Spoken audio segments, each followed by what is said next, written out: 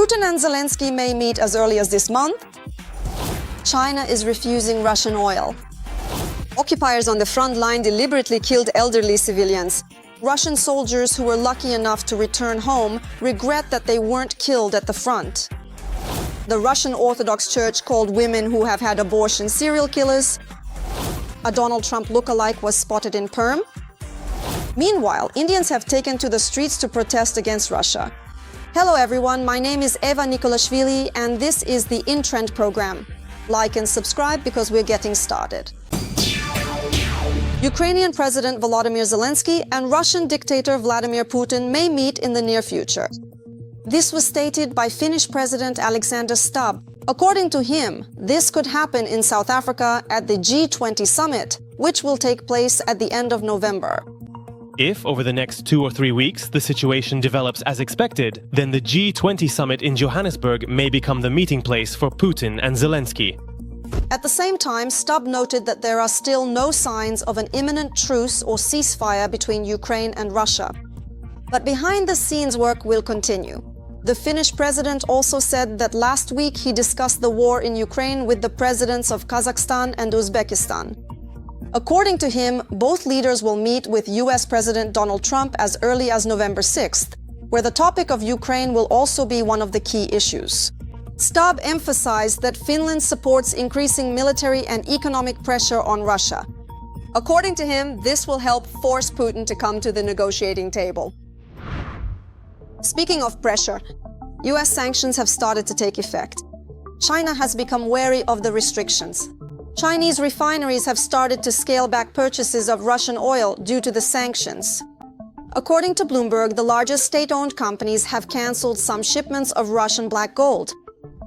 They are also refusing to make purchases, fearing they might fall under secondary sanctions.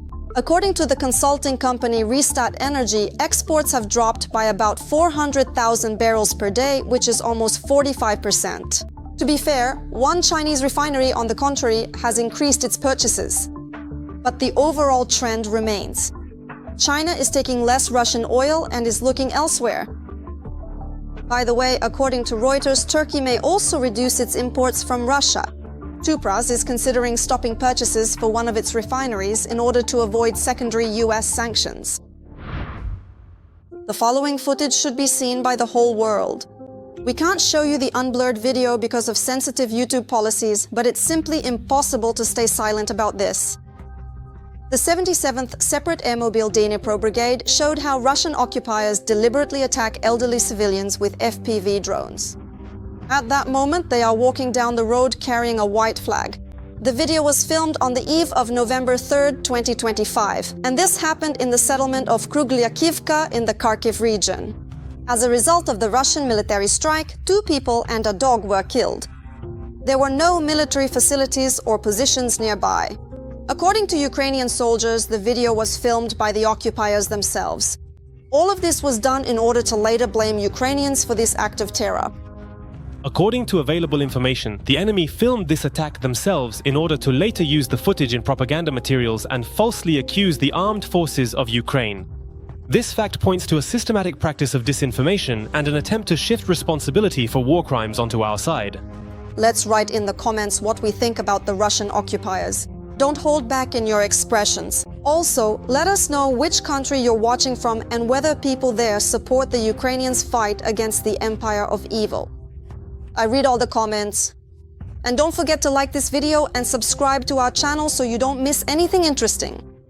Russian soldiers kill not only Ukrainians but also their own, something we've told you about more than once.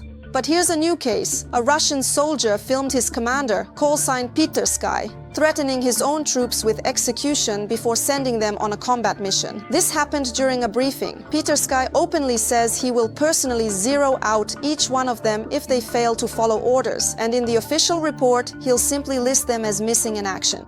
Moreover, according to him, he has permission from higher command to kill his own soldiers.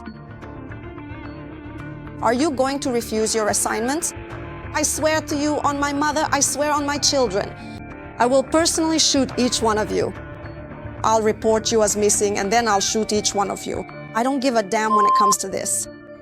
All of you, your whole squad, you bastards, except for that one person over there.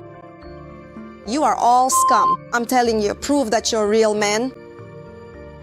Now, each of you is being asked. By the way, in June of this year, Petersky was awarded the Medal for Bravery, 2nd class. Every voice matters. Join our community, support independent journalism and help us bring you the truth from Ukraine. Become a member of Ukraine Today. Join us now. But occupiers, don't worry. At home, you'll be remembered and honored as cannon fodder. In the Russian Federation, they don't hide their attitude toward Russian soldiers, and I'll give you an example. For example, in the city of Yeniseisk, they opened an exhibition project.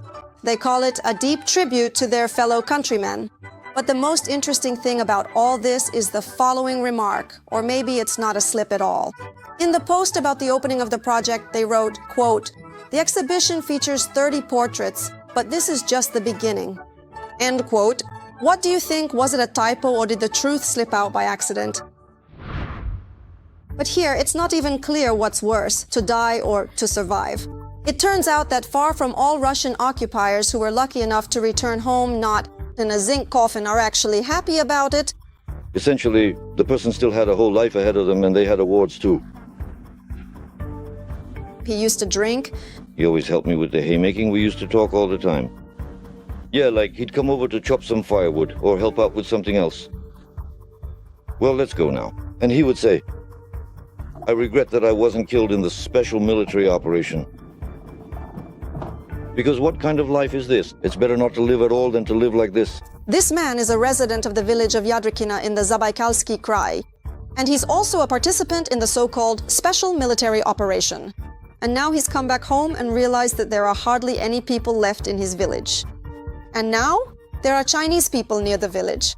They're building a road to the coal mine to increase exports to China, while the local residents are left without land or a future. And you won't believe it, the occupier had an epiphany. Essentially, this is genocide of their own people. And the most upsetting thing is, these are the very people being sent to the special military operation. Here, even in our little village, there are no people left. There were 3 of them. They were taken away through mobilization. 1 was buried. 1 is somewhere out there with gunshot wounds to his legs. He was riddled with bullets. And it's the same in all those other villages. Here they shout at us, but they're heroes, they're heroes. But the fathers and mothers of these heroes were simply sold out. What did they leave us? They left us a cemetery. That's our entire living space now. On the other hand, I think I don't have any children. Now, looking back from the perspective of these years, I think, and thank God I don't have any. But what can this country give to these children? Poverty, right? This constant anxiety? Endless problems? Not knowing where you'll be living tomorrow? But The Russian Orthodox Church has a different opinion. Priests believe that people should have children, and have even more children, and not think about money. Those who are against having children are very sinful. And if a woman has an abortion, then she's basically a serial killer. Doctors are no better, claims the priest Satanist. If a doctor performs an abortion, then they become an executioner. The authorities ban it, but people still go ahead, and this murder still happens. And this doctor who performs the abortion, he's an executioner who doesn't just get his hands bloody, he's covered in blood. This executioner is soaked in blood up to the very top of his head. And these women, they're serial killers. And that's exactly how they will be judged. And we couldn't miss this news. Solovyov has hit rock bottom many times. It's even hard to count how many times that's happened. But now Solovyov's drivel has outdone itself. He claimed that supposedly Ukrainians are defending their country because the authorities have taken their families hostage. And over there, of course, it's close to panic. At the same time, what's most frightening is that the leadership has long since fled and just left the soldiers to die. And when they're taken prisoner and spoken to, they say, "How can we surrender? They've taken our families hostage." These are men, moreover, from Russian-speaking regions of Ukraine. They say, well, God forbid something happens, and they find out we surrendered ourselves. They're our own people. They say they're capable of anything. That's why we can't do it. Meanwhile, the people of Zelenograd have decided to improve the lives of Russians. And after the promenade was renovated, they removed the benches. Instead, on the newly updated embankment, they installed vertical benches. Locals immediately came up with a more accurate name: execution walls. Instead of putting in normal human benches on the renovated Zelenogradsk promenade, they put this here. What is this even for, and how are you supposed to use it? I've heard that these benches are called execution walls. It's unclear what the city administration was thinking when they designed this, but it was clearly not about making things comfortable and convenient for people. What do you think about these standing benches? Will they put in proper ones, or will they leave this? The administration doesn't understand the outrage, insisting that, on the contrary, this is trendy and urbanistic. And now, on a more serious note, Donald Trump in Perm. And he rides public transport. Don't be quick to get upset, just take a look. He looks exactly like Trump. Or rather, she does. Excuse me, have you ever actually noticed that you look a little bit like Donald Trump? Not even once. Not once? You look very much alike. Of course in a feminine way, but still similar. And Yes and yes. no, he's handsome, and so are you. And finally, a story about how Indians stood up to Russia. In India, there was a protest by relatives of Indians who were deceitfully recruited into the Russian army. The protesters claim that the men went to Russia to study, but were forcibly conscripted into the army. Some have already died or gone missing. At the same time, their families have not even received their bodies. The protesters are demanding a response from